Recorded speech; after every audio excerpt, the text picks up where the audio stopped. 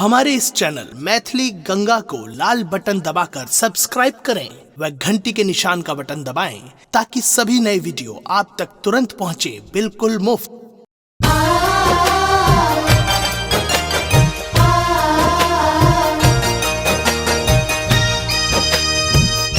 अपने सुन रही थी गंगा कैसेट की प्रस्तुति।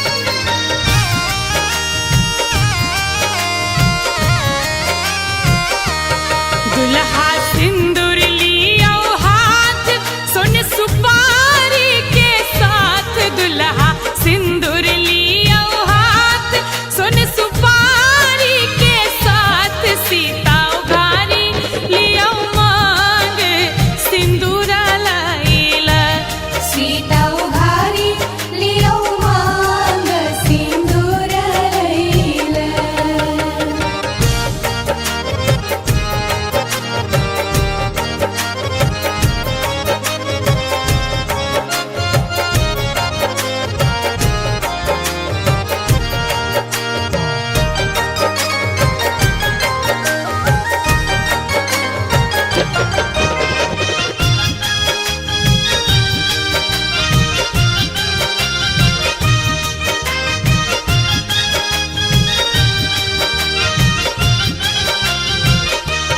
रघुवर सिर पर शोभे मोर, सीता सब दिन पूजत गौर, रघुवर सिर पर शोभे मोर, सीता सब दिन पूजत गौर, सीता उघारी लियो मांग सिंदूर लैला, सीता उघारी लियो मांग सिंदूर लैला।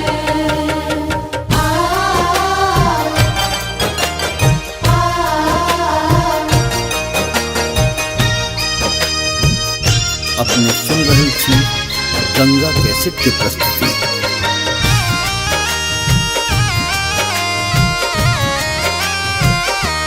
सीता के मेहंदी लागल हाथ, माथे बिंदिया शोभे साथ, सीता के मेहंदी लागल हाथ, माथे बिंदिया शोभे साथ, सीता उघारी लियो मांग सिंदूर लैला, सीता उघारी लियो मांग सिंदूर लैला।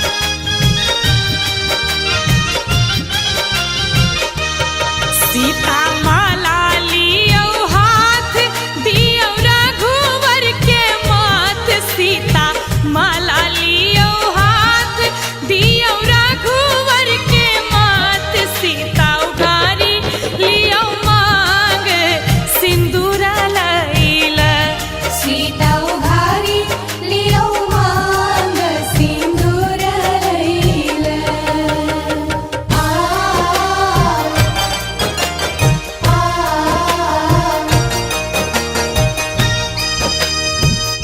अपने सुन रही थी गंगा कैसेट की प्रस्तुति।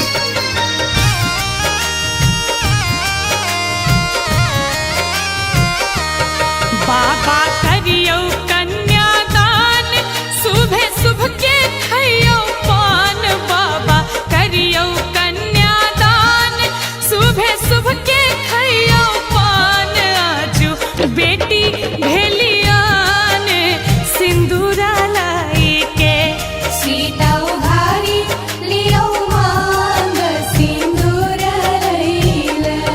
दुल्हा सिंदूर लियो हाथ सुन सुपारी के साथ, दुल्हा सिंदूर लियो हाथ सुन सुपारी के साथ, सीता उघारी